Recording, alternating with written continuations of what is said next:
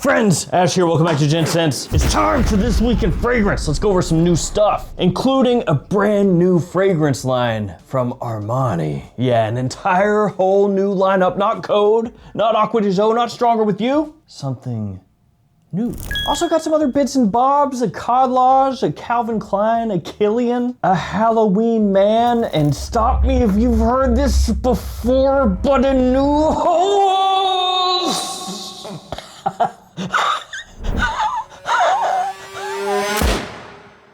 Yeah, a new Hawas fragrance. Go figure. It's out of control. It's insane. And I already got slimed out purchasing it and paying way too much money, so freaking nice. Can't wait for it to arrive. Now, most of this information I'm gonna be sharing with you is from myfragranceofficial.com. They're gonna be linked in the description. Feel free to mosey on over to the website if you would like to take a gander, a peep at what new things are coming down the pipeline.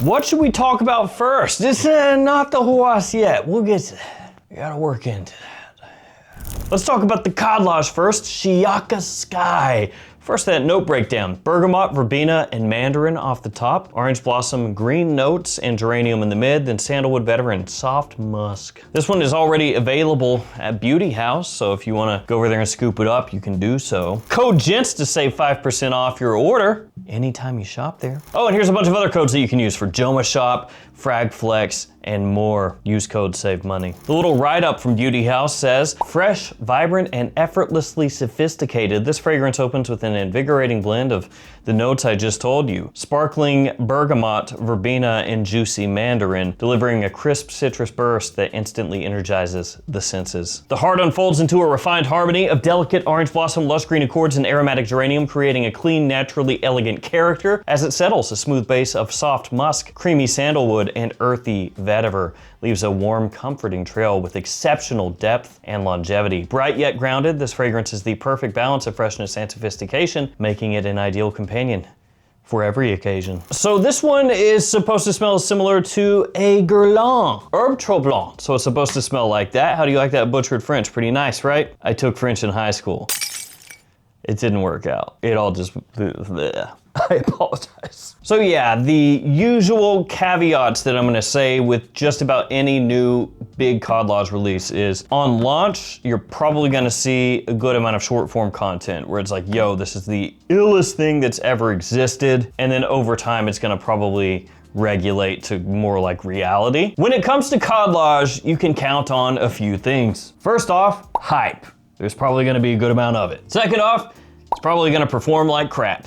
Most Khadlaj fragrances come out and they get that hype going, and then as more people smell them, they're like, this lasts 4 hours, you know, it's kind of a bummer. Not that they smell bad necessarily, but they usually don't really have great longevity or projection compared to a lot of their peers. I'm too weak. And I've not smelled this one. Like I said, it's available, so you can buy it now, and I probably should have done that at the same time that I bought the Hawas, but whatever. I'm now realizing I should have added that to my cart, and I'm gonna have to pay shipping again. But yeah, some people online do have this already, like normal people, and that seems to be the consensus, that the performance is a little mediocre. So if you would like a mediocre performing alternative to that Guerlain, scoop that bad boy right up, like I will be doing as soon as I go bloop and turn the camera off. If you really want an alternative to that fragrance, you could get this one. This is Herb Garden by Montaigne. It's really, really good after it settles. Whew, like 10,000 times better than when I first got it in. It's gonna cost you more though, so you know, it's up to you. If you want more bang for buck, go for this one. If you want one with a little more staying power, a little nicer juice, go for that one. Or I should take that back. I can't say it's nicer juice. I haven't smelled the other one yet. Halloween Man coming out with something new. Halloween Man Pulse. For me, I'm a Halloween Man X kind of man. That's my favorite of the bunch, but I do try to keep my eyes open for new Halloween Man fragrances because they are cheap. And some of them are sneaky good for how cheap they are. This one is blessing us. Yes, blessing us. We're not worthy. with a 3-note note breakdown. And it is a terrible note breakdown. I just want to say once again to every brand out there, if you're gonna put in no effort, at least try to make one of the 3 notes like kind of stand out, but whatever. Lavender, benzoin, and vanilla. Not exactly the most exciting note breakdown that I have ever seen in my life. The write-up is basically non-existent. Halloween Man Pulse is blending the aromatic intensity of lavender with the warm embrace of benzoin and the hypnotic magnetism of an overdose of vanilla. So the level of effort here is truly astounding. Overdose of vanilla with a little lavender in there, and then benzoin. And on Fragrantica, actually, somebody has already voted that it will smell similar to Le Male Elixir, so here we go. Now, even though I'm underwhelmed a little bit by that note breakdown and write-up, because again, they basically have come up with this fragrance and then went like, so what kind of marketing should we put out there? How should we tell the story to people of how this smells? You know, how should we convince them that this is something worth putting money into and purchasing? How should we do that? And the answer apparently was somebody doing a keg stand and then puking all over the place and going like, 3 notes. And then they scribbled down one sentence and went like, there you go, sell it. Halloween Man Pulse, we're very excited, right? Everybody very excited for this, yes. Hawas time. Rasasi has dropped the new Hawas Nautilus. And it is available already at beautyhouse.com. I just placed an order, $68.12. That was the cost after my code. So $59.50 minus my code plus shipping plus taxes. Oh, and by the way, when you place an order on Beauty House, you have to like remove this automatic almost $3 charge where it's like, you know, protection for returns and stuff. This is just a me thing, but I friggin' hate that. When you go to a website and you're trying to check out, they're automatically adding crap on, like, here, you need this, it's protection. How about wrap the package correctly and box it nicely, and then I won't need your $3 BS insurance. How about that? That'd be cool. Gents, 5% off. So yeah, Nautilus is on Beauty House's website, and to be fair, they're poking fun at it, because if you go there, it says the 786th Hawas is here, but it's the best one, which I kind of like. I kind of like that. Lean into it, boys, lean into it. It also says on the little pop-up when you look there, it's right after Shiyaaka Sky, but it says Fresh Waves, Woody Depth. And also the new Elixir collection is there too, cool. Which the new Elixir collection, by the way, that is NYX, Celine, and Harmonia. If you're unaware of what those are supposed to be, they are similar to Louis Vuitton fragrances, the very, very expensive Louis Vuitton fragrances. Wait, that doesn't tell you anything. They're all expensive. But they're the Journey to China fragrances. That's what they're supposed to smell similar to. So Harmonia, that one is Rain Tea, for example. NYX is Ink Mark, and then Celine is Moon Tail. So those fragrances have also popped up as well. Now, what was I talking about? Hawas. Yeah, so Hawas Nautilus. This one has top notes of ambergris and seawater, mid of cedar and cypress, and base of driftwood and sand. Yay. Yay! In case you are unaware what this one is supposed to smell similar to, it is supposed to be a dupe / inspired by 40 Knots by Xerjoff. You know, that fragrance from 2012, which does already have an alternative out there by Gold Orchid called Yacht Club. Now, one thing this fragrance does have going for it is that there aren't a billion different alternatives to 40 Knots out there yet. Now, there's Yacht Club by Gold Orchid, and that one's pretty cheap and everything and does a good job, but, you know, there's not like, you know, Armaf with 1 and Afnan with 12 and Lattafa with 15, and just so many different ones out there for this fragrance, kind of like, you know, Aventus and Angel Share and stuff like that. So at least it's got that going for it, where it can carve out its own path a little bit. One thing though that is a little funny is you look at the presentation and the name and everything, Nautilus and the whole oceanic theming, and then the fragrance that smells similar to 40 Knots is actually similar in smell to Dior's Ombre Nuit. Like, that's the fragrance that it gets compared to and always has been compared to. So if you don't know any better, if you've never smelled 40 Knots, then you could end up buying Hawas Nautilus and expect it to be more in line with like Hawas Ice or something, you know, the original Hawas, more of an aquatic leaning freshy with maybe some sweetness in there. And then you get it in and it's more of a woody fragrance that has an ambery warmth and sweetness to it. And you just go, What the F is this? I didn't want this. But at least it's a Hawas, so it should perform, unlike Shiyaaka Sky. That one needs a little help with the performance, if you know what I'm saying. I guess to be completely fair though, if you look at the note breakdown for Hawas Nautilus, you have amber green seawater off the top, so that's gonna be like your aquatic kind of vibe initially when you first spray it on, but then everything after that is just wood, wood, wood, and sand. Did we need another Hawas? No. Did we get one?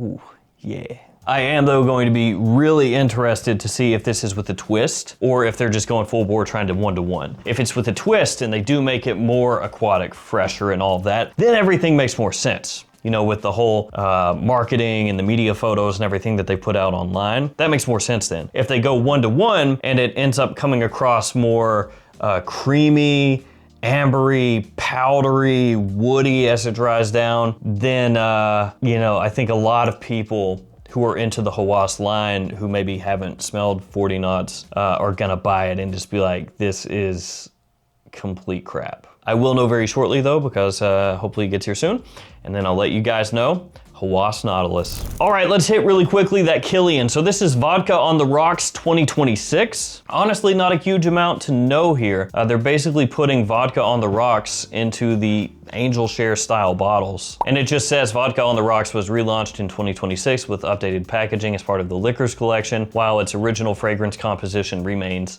unchanged. Inspired by the crisp sensation of ice-cold vodka, the scent revolves around a fresh crystalline accord. It opens with the signature On the Rocks accord, enhanced by spicy cardamom and coriander before revealing a heart of lily of the valley rose and tart rhubarb. It is finished with a refined base of oak moss and sandalwood, creating a clean, sophisticated woody trail. I do have the original Vodka on the Rocks, and you know, kind of interestingly, that one got compared a little bit to being just a generic designer-ish smelling fragrance.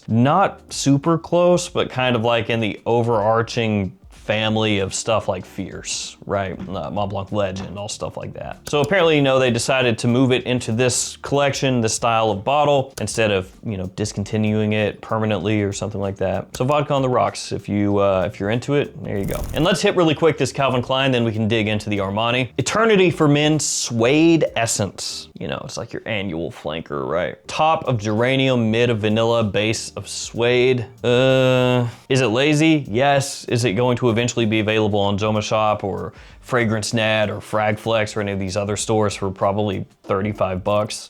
Also yes. And they have a little picture of like the different fragrances. So, you know, they have amber essence, aromatic essence, and now suede essence. And each of them, for the little media photo, has an intensity of 4 out of 5. They're all the same intensity. Nice. Except for Normal Eternity, that gets 2 out of 5. Buh, you suck. And I know the first thing to do when you see Calvin Klein Eternity flanker is to just write it off. You know, just be like, nah, nobody cares about that, stuff sucks. And Amber Essence was not really accepted in a huge way. Like a lot of people thought that was so-so. Aromatic Essence though, it's not too bad. It's not too shabby. You know, it's kind of Le Beau-ish. Jean Paul Gaultier's Le Beau with that coconut and everything. Or I guess more specifically coconut and lavender, because that's like the whole vibe. But yeah, that one is not too terrible. If you can pick that one up on the cheap, it's a nice little day-to-day fragrance, spring through early fall. And so with this suede one, it's absolutely not something that I'd be, you know, picking up at full retail. That's just asking for unhappiness. But in the future, if other people bite the bullet and word of mouth is good, you can pick it up for 35 bucks or something. Good. All right, the new Armani, gonna wrap this up. It is called I Will. Eau de Parfum. I'm not sure exactly at what point Armani decided that the naming conventions for their fragrances were going to revolve around relationship kind of vibes. Stronger with you, because of you, I will. Like, okay, what if you're single? You're just out here like, stuff is not made for me. Just out there living the single life, trying to get a girlfriend or boyfriend or whatever. And you know, Armani out here just flexing on you with their fragrances. Stronger with you. I don't have a you. I have no one to be stronger with. No one will ever tell me I will. Ugh. I'm gonna die alone. Armani, stop it. Go back to like normal freaking names. What are you doing? Aqua de Jo, classic. Code, classic. I will. Weird. But if it rules, I'm gonna overlook that and pretend I never said that. So I'll be like, I will. This stuff is freaking awesome. It's a good name. It's a big name, big brain name. Apparently it's going to be available soon at Macy's in the US, so be aware of that. And originally, I think this one was supposed to be called Force, because there was a lot of online chatter about how Force was going to be the name of the new Armani tentpole, you know, their new line and everything. But no, it's I Will. So here we go. They do have an actual note breakdown, so that's cool. Off the top, bergamot and cardamom. In the mid, lavender and violet. And then in the base, vanilla and woody leather accord. 2 perfumers involved, Alberto Marias and Natalie Lorson.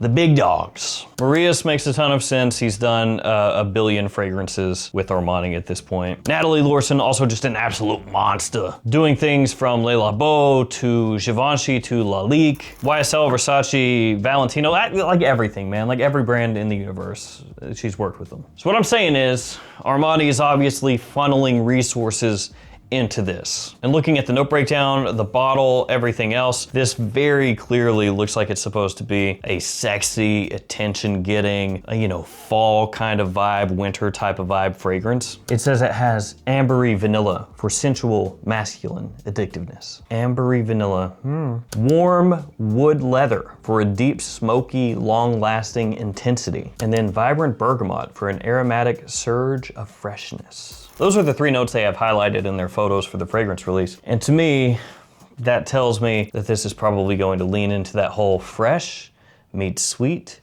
meets warm all together.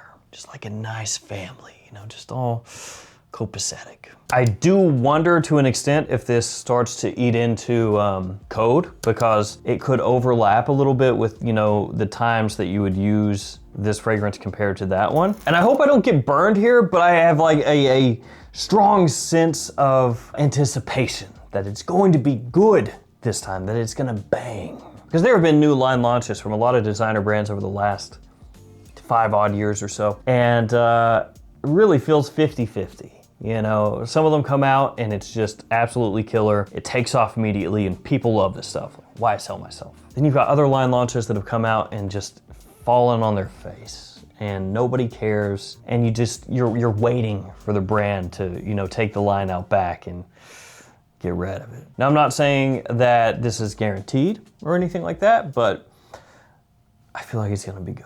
They are obviously leaning a little bit into like amberwood plus vanilla, according to what it says on here, which makes sense. I mean, that's crazy popular right now. But as long as this has at least some identity, where you smell it and you're like, oh, something a little bit new, something changed and tweaked, because this whole note breakdown, yes, these are notes we've seen a million times, but it doesn't tell you everything, right? As long as it has its own identity, where you smell it and you're not like, oh, well, it smells like Invictus Victory Elixir if you mixed it with, you know, Valentino Uomo Born in Roma Intense and this kind of thing. As long as you don't get that vibe and it does something its own, I will be about that life and I will immediately sing its praises. If it comes out and it's just a pukey mess, it won't do that, knock on wood. Boom, there it is, new fragrances. Let me know in the comments what you're most excited for. Thank you guys for hanging with me. Stay safe out there, take care of yourselves. See you tomorrow with another fragrance video. See you guys.